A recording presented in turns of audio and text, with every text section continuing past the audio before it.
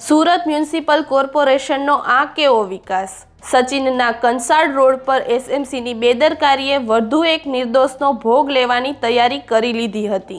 અંધારાના ઓછાયામાં ચેતવણીના board કે barricade વગર ખોદાયેલા ગટરના ખાડામાં એક રિક્ષા પલટી ખાઈ ગઈ. રિક્ષા ચાલક ઘાયલ થયો અને વાહનનો કચ્ચર ઘાણ નીકળી ગયો.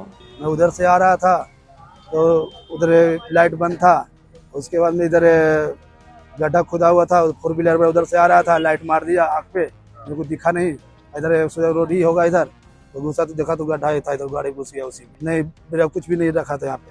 प्रशासन से यही मांग है कि मतलब जब गड्ढा उड्ढा करते हैं तो उसको कुछ मतलब लगाइए, ग्रिल कुछ लगाइए उसको। ગોકુલધામ સોસાયટી સામે બનેલી આ ઘટના તંત્રની આંખ ઉઘાડનારી છે.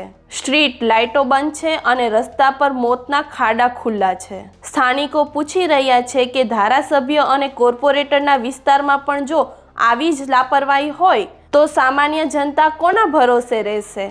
સદનસીબે રિક્ષામાં મુસાફરો નહોતા, પણ શું એસએમસી કોઈ મોટી જાનહાનિની રાહ જોઈ રહ્યું છે? જનતા હવે ન્યાય અને જવાબદાર અધિકારીઓ સામે કડક પગલાંની માંગ કરી રહી છે.